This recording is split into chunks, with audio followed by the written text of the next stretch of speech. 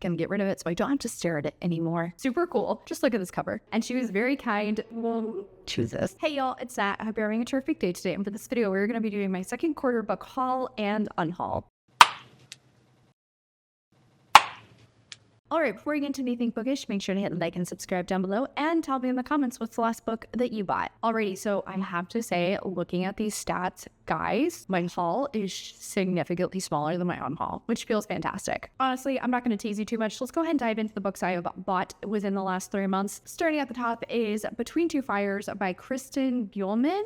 Saw this at Half Price Books. Honestly, black screen edges always grab my attention. I don't know what it is. They just look super cool. And then I saw The Skeleton in Pages. Immediately had to read what this was about. It basically sounds like The Last of Us, except put it in the 14th century. And instead of zombies, it's maybe the plague or the rapture. We're not really sure. One way or another, I'm very intrigued. I definitely want to read this, and I'm really hoping I enjoy it because, again, I love black screen edges. I would love to have them displayed kind of like the Gideon the Ninth series over here. Along with this one, I also grabbed a copy of The Fake Divination Offense by Sarah Rosh. This is the second in her magic and romance series, which I loved the first. And Orlok over here was one of my favorite things about the first book, so I was so excited to read his own. This universe is very contemporary, except like add some D&D elements to it, which is really fun. And we're following Orlok, who is some sort of a athlete. It's very reminiscent to like football, but add magic. And for some reason, he ends up in like a PR disaster and has to fake date this twink demon cheerleader he is not complaining about. Like, he has been so into this guy for a hot sec now. But of course, the fake dating does cause some drama. I really enjoyed Orlok's character. There was a lot of nuances that were hinted to in the first book about him that I'm very intrigued to see play out here. And I'm really hoping I love this one. I also grabbed Teddy Bears and Never Say by Chu Yun. Honestly, just look at this cover. It looks adorable, except this is a horror novel. Cutesy cover, and then making it a horror book is like pretty much all you need to grab my attention. Do I know anything about what this book is about? No, not really. Okay, so it looks like there was a mass poisoning attack, and Hao Young is determined to figure out what happened to her mom. Across town, though, Doa wakes up in a teddy bear and realizes something sinister is taking over his body. Fate ends up bringing the two of them together, and they go on a revenge quest. Oh my god, this sounds like so much fun. I cannot wait to get to this. My most recent Evernight box book was Japanese Gothic by Kylie Lee Baker, which I am so glad for because I loved the last horror book I read from this author. I'll put a link to my author taste test vlog. And as per usual, Evernight absolutely stuns with their special editions. Honestly, I don't think I can show, okay, I can show this end page. This one's not too gory, but I cannot show the cover or the back end page. Lee and Sen find one another through a door between their worlds. They're both looking for answers, but what they find in the creaking old house they share is what neither of them could imagine. Looks like there's some sort of a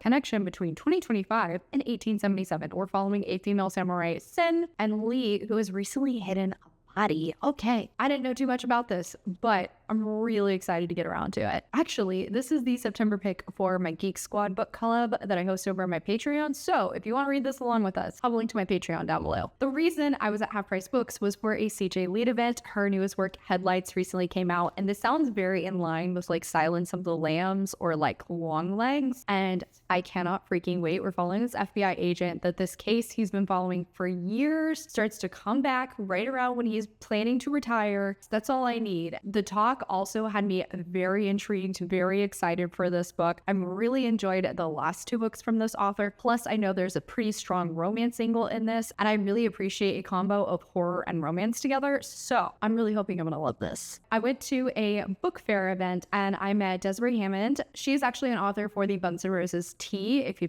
don't know what I'm talking about, I have a TBR jar project. I'll put a link to the playlist up above. And she was very kind to give me a copy of her newest work, My Second Chance Cowboy. I know we're following this lawyer who ends up moving from Boston down to a Texas ranch, and she ends up having this romance with this gruff, handsome cowboy, Brady. Oh my god, I should have read this for my 10,000 pages in 10 days. This font is huge. On a previous Half Price Books trip, what can I say? I love Half Price. This one was on my TBR already because it is inspired by the Donner Party disaster, which I thought sounded very interesting to take that and then turn it into a horror book. As members of the group begin to disappear, the survivors start to wonder if there really is something disturbing and hungry waiting for them in the mountains. Oh, yeah, sounds really good. I also grabbed a copy of Starship by Cat Sebastian. I've never read from this author, though I've heard a million positive things about their queer romances. This one, though, I have to admit, this pop art style just immediately grabs my attention, and I could not resist. I had to grab a copy. It's sort of like an enemies to fake friends to lovers romance,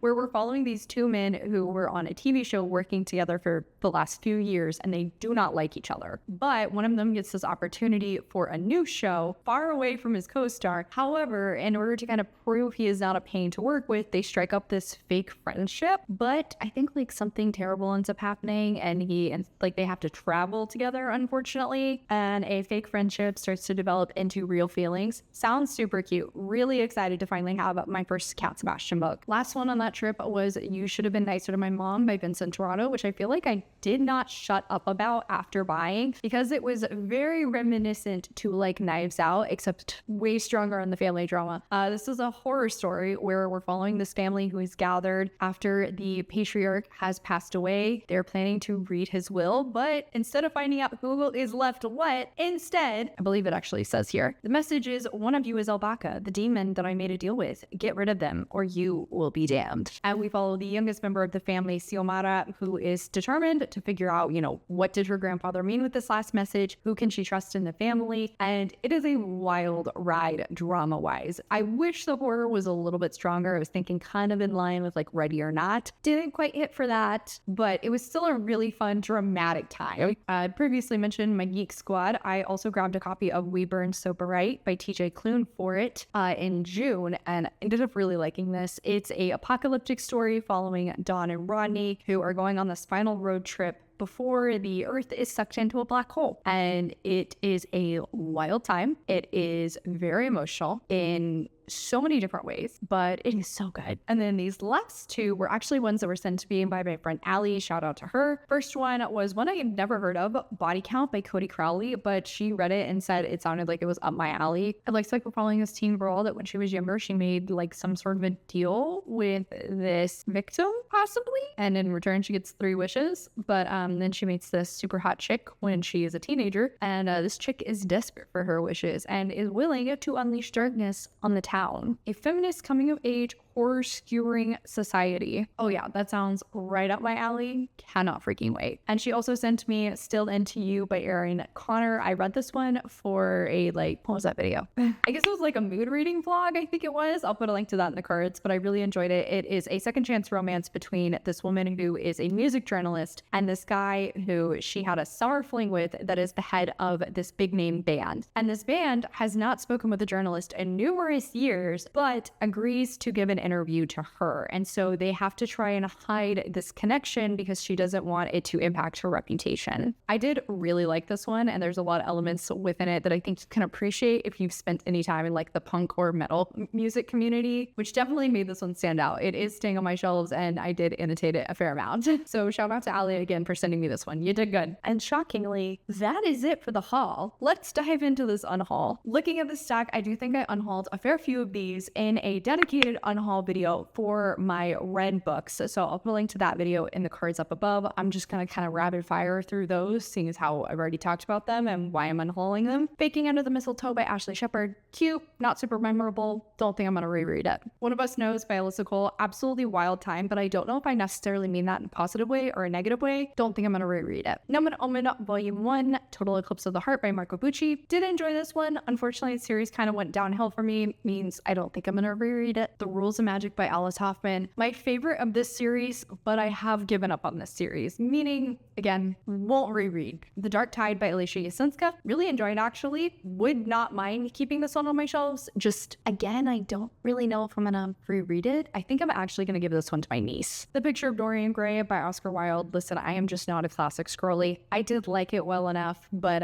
not enough to really keep it. A Theory of Dreaming by Ava Reed. Wanted to love this one. Was a major letdown, especially given the fact that this book is so freaking pretty. So I'm just gonna get rid of it so I don't have to stare at it anymore. Piper by Jay Asher and Jessica Freeberg. Interesting setup. Storyline was right up my alley, but again, don't think I'll reread. Heartless Hunter by Kristen Ciccarelli. Did really like this one, but I think if I do reread it, I would do so on audio. Bad Girls Never Say by Jennifer Matthew. Liked this one, but enjoy the original The Outsiders more. Me, Earl, and the Girl by Jesse Andrews. I loved this one when I was younger, but I think I've aged out of it. I don't have nearly the connection to this one that I do to some of the other YA contemporaries I still have on my shelves. Love and Other Disasters by Anita Kelly. Really liked this one as well, but if I'm gonna reread any book in this series, it's gonna be the second one, which is currently displayed.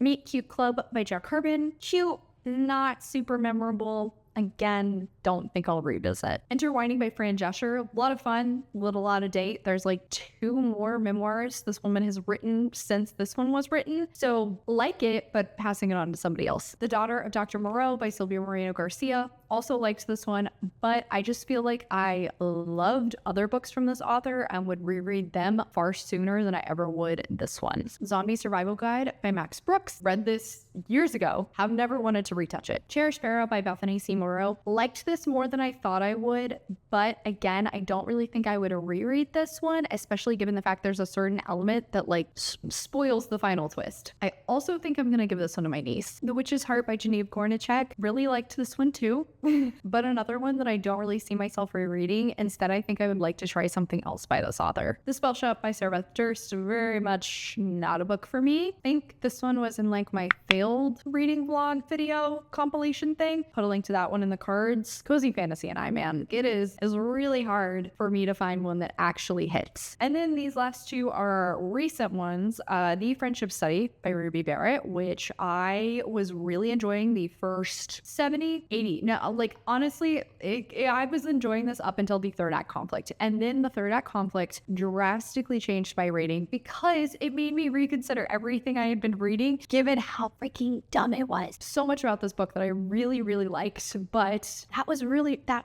ruined it. So even though I was having a great time going through and annotating it, I removed all those tabs and I'm going to be getting rid of this one. Then I also have Triple Sec by TJ Alexander. This was my first polyamorous romance, which I was really hoping to love, but instead it is very segmented out and feels like it is 3 romance books put into one, and it doesn't really work. It sort of forces each of those stories to be rushed, and then I didn't really care for any of the characters. The main one, Mel, is very frustrating, selfish, not a good communicator, not emotionally mature enough for this sort of a setup, and the other 2 were basically character archetypes. So this was a big letdown and I'm bummed, but yeah, I'm gonna be getting rid of it. And on that note, that is it for today, y'all. So like I said, this unhaul, much bigger than the haul, which makes me feel really great. On that note, that's officially it for today, y'all. Thank you so much for going to my channel. I really appreciate it. Make sure to hit like and subscribe down below. If you made it all the way to the end of this video, let's leave the shooting star emoji down in the comments. I have links to all of my socials, as well as a few ways you can support me down in the description. I come out videos on Monday and Friday, but until then, I hope you continue to have a terrific day. Love you, bye!